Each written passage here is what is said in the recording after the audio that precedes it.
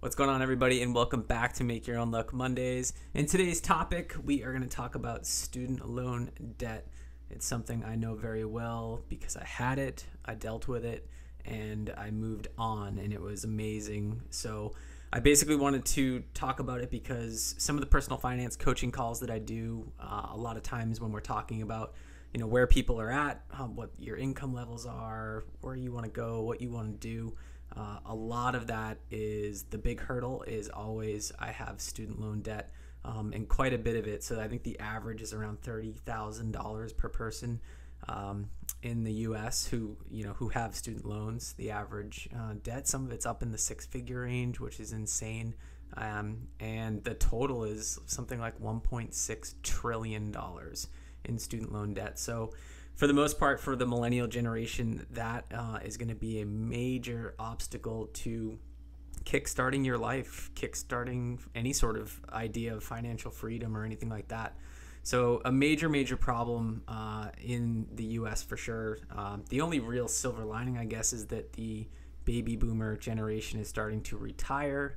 So there may be some kind of generational wealth inheritance that can possibly plug that hole a little bit for the millennials so that they're just not going for years and years and years with all of this debt.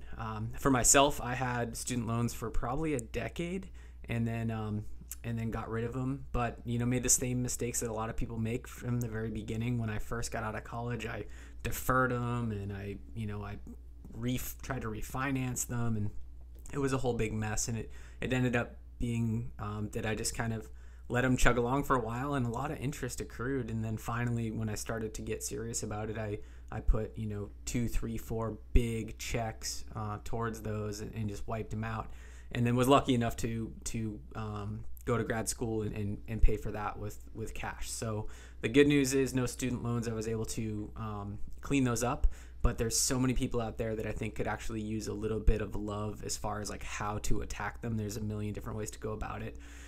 So the biggest one that I hear when I do my coaching calls is, oh my God, I got a bunch of credit card debt. I got, 60 grand in student loans, all this.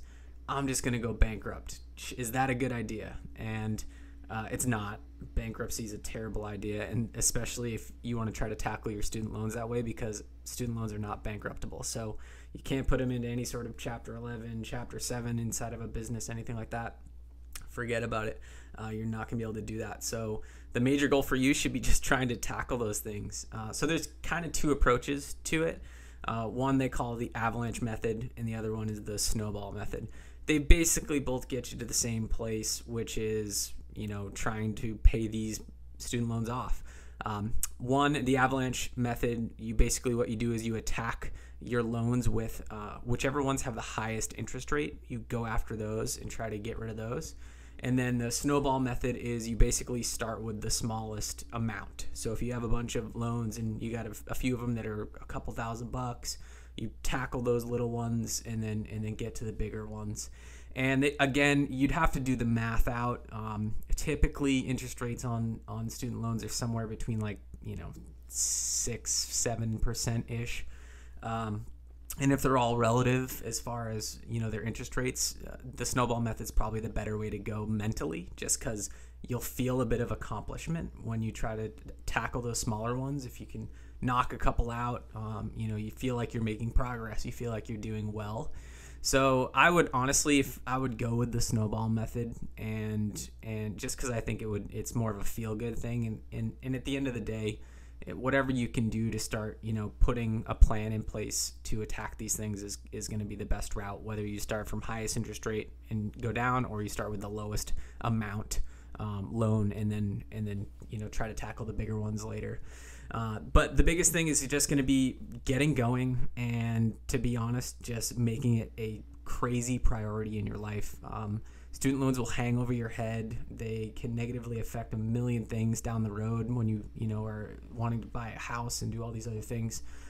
Your debt to income ratios are going to be awful if you don't take care of these things. So my advice would be buckle down, create a plan that's, if it has to be 24 months, 36 months, if you got to spend a few years to do this, that's cool, but let's do it and put a plan in place as far as income goes. So, you make X amount of money And this percentage, no matter what, this percentage is going to get sent to the student loans, and just try to tackle them quick. And if you can get rid of them, you'll be in such a better spot to start, a path to some sort of financial freedom and get yourself out of debt and all that. So hopefully that helps. Those are kind of the two methods that you can go with. And my, advice, I guess, is go with the snowball method. It seems like it's the easiest one to just feel like you're winning a little bit. It's a slow roll, but you're going to tackle those smaller loans first and then go from there. And it's basically all I got this week. Quick 5 minutes. Thanks for checking out Make Your Own Luck Mondays.